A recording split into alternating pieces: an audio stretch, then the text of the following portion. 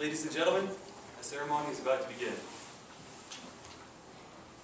Ladies and gentlemen, distinguished guests, I'd like to welcome you to today's commissioning ceremony, during which Daniel O'Connor will be commissioned as an officer in the United States Marine Corps. We'd like to open the ceremony with the national anthem.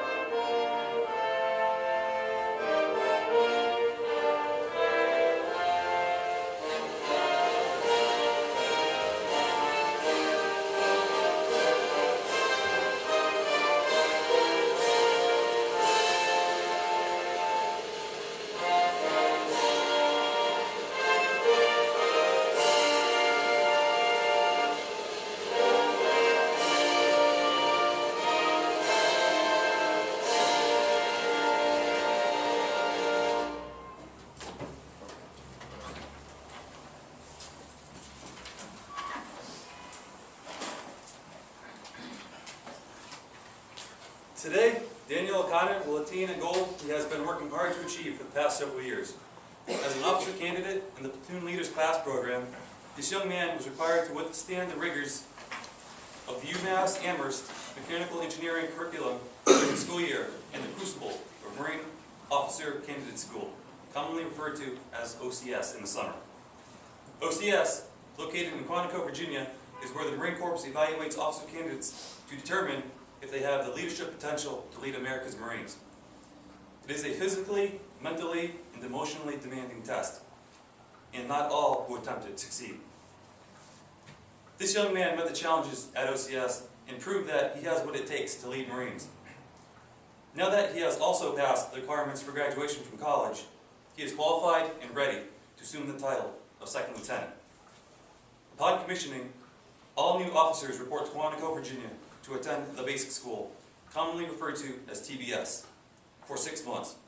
TBS is where they are groomed by experienced officers in preparation for advanced schooling in a particular career field and their subsequent first assignment as a Marine Corps officer. At TBS, they will study everything from in-depth leadership and warfighting philosophy to how to conduct humanitarian operations to proper etiquette for a formal dinner of foreign dignitaries.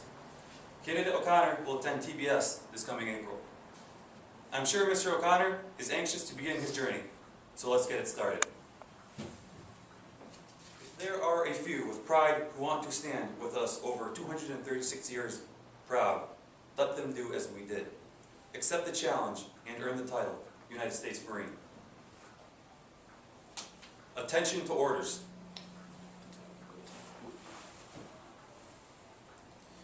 To all who see these presents, greetings. Know ye that reposing special trust and confidence in the patriotism, valor, fidelity, and abilities of Daniel O'Connor, I do hereby appoint this officer a second lieutenant in the United States Marine Corps. To rank as such, from the 22nd day of November 2011, this officer shall therefore carefully and diligently discharge the duties of the office to which appointed, and performing all manner of those thereunto belonging.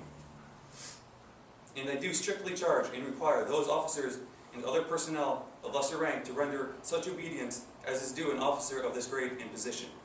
And this officer is to observe and follow orders and directions from time to time as may be given by the President of the United States of America or by other superior officers acting in accordance with the laws of the United States of America. This commission is to continue in force during the pleasure of the President of the United States of America, under the provisions of which public laws relating to officers of the Armed Forces of the United States of America and the component thereof in which the appointment may be made.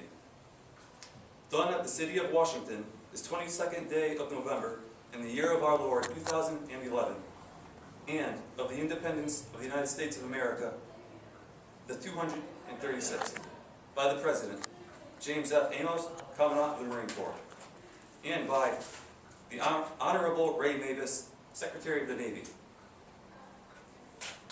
Ladies and gentlemen, Captain Bennett will now administer the oath of office. Please. Raise your right hand. I state your name.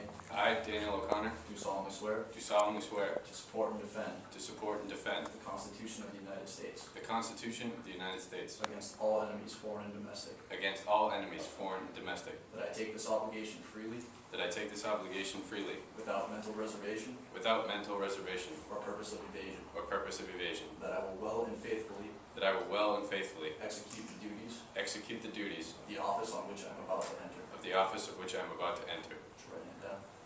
Forward, face. Thank you, Captain Bennett. At this time, Daniel and Gina O'Connor, the lieutenant's parents, will pin on the bars.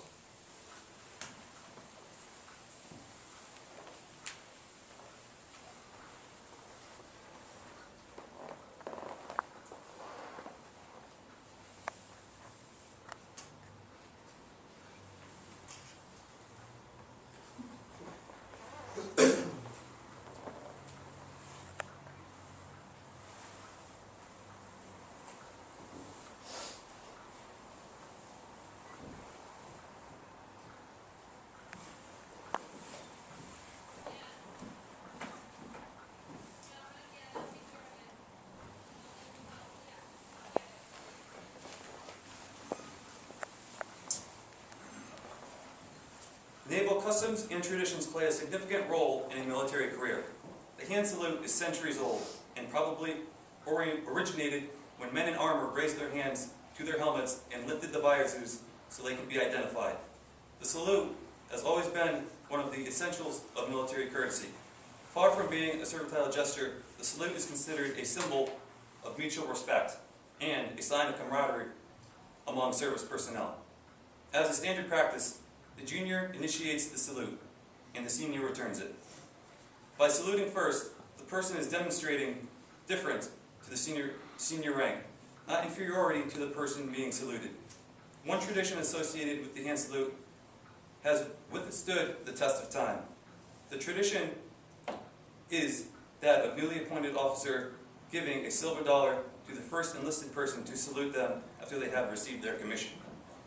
The exact origin of this custom is arguable. Researchers suggest that it came from the British regiments stationed in colonial America. They brought with them a number of customs and traditions that were retained by the newly formed American units. For example, newly commissioned British officers were assigned an enlisted soldier to train them, teach them the regiment's history and traditions, and ensure that this equipment met appropriate standards. Grateful, lieutenants often showed their heartfelt gratitude by informally compensating the enlisted man with a small sum of money. This custom continued to grow within the British military and newly formed American units. American second lieutenants in 1816 received a monthly base pay of $25, a $3 rations allowance, and a $1 for an enlistment advisor. This advisor's pay was later discontinued, but the responsibility for teaching the newly commissioned officer continued. The present-day tradition is thought to have its roots in this relationship. Authorized by Congress on April 2nd, 1792, the silver dollar traditionally is the only coin given in exchange for the first salute. The coin should represent more than a dollar in currency. To every new officer, it has a special significance. It represents the symbolic receipt of respect due a newly earned rank and position. It signifies a deep sense of gratitude for the knowledge enlisted personnel, especially non-commissioned officers, have passed on to them during training. It's acknowledgement from one professional to another saying, "Welcome to our service and to the profession of arms." The coin is an expression of respect shared together, as are all tasks and missions that are given together for the officer and the enlisted to perform. The values and ethics that are passed on to the newly commissioned officer are there to be shared and remembered and to be passed on again when the time comes. Whatever the origin of the silver dollar salute, it is part of all soldiers, sailors, airmen, and Marines' love of their duty and their respect for each other. And it strengthens their commitment and responsibility to serve their country. At this time, Lieutenant O'Connor will receive his first salute as a commissioned officer from Staff Sergeant Wells, the Officer Selection Assistant for Amherst.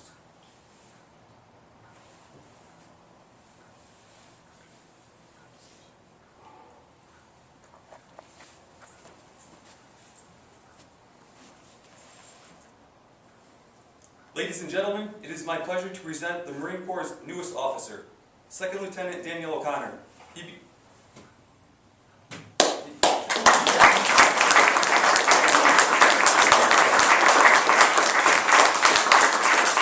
All right, good day. What you folks see here is absolutely the fruits of myself, Staff Sergeant Wells' labor. Bear with me for a moment. I'm going to break down some numbers for you. In the past 12 months, I've probably, myself and Staff Sergeant Wells, have come into contact with literally hundreds of potential applicants, guys and girls that have expressed interest in becoming Marine Corps officers.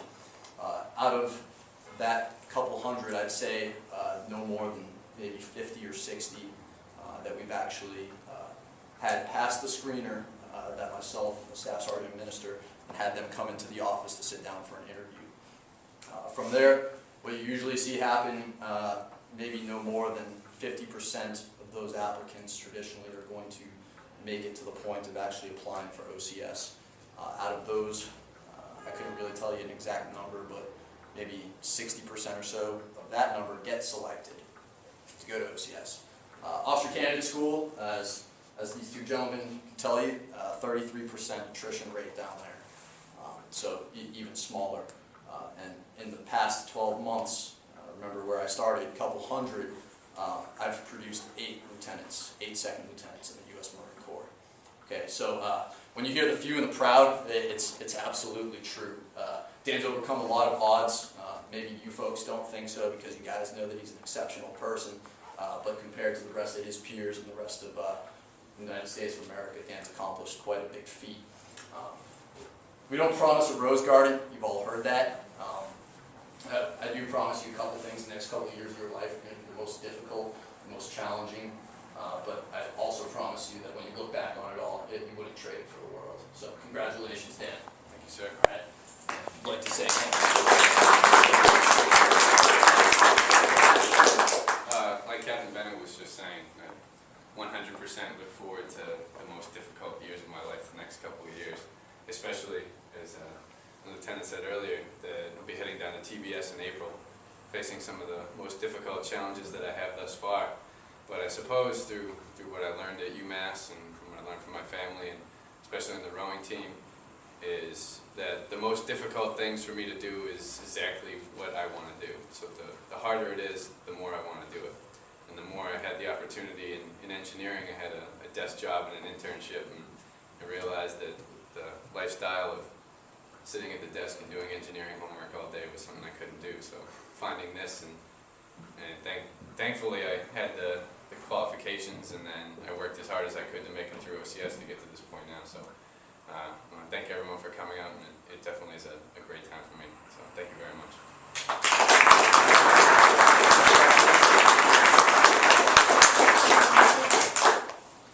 Ladies and gentlemen, please rise for the playing of Anchors Away and remain standing for the Marine hymn.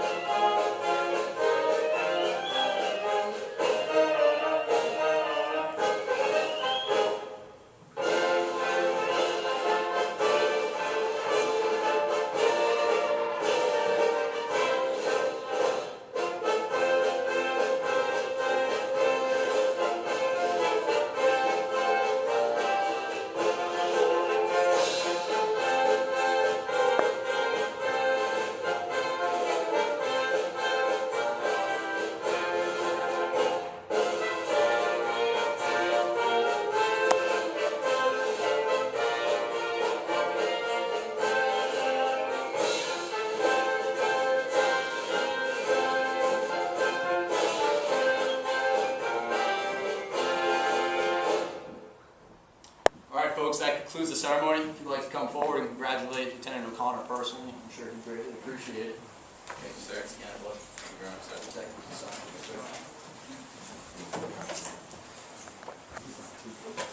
Good job. Good job.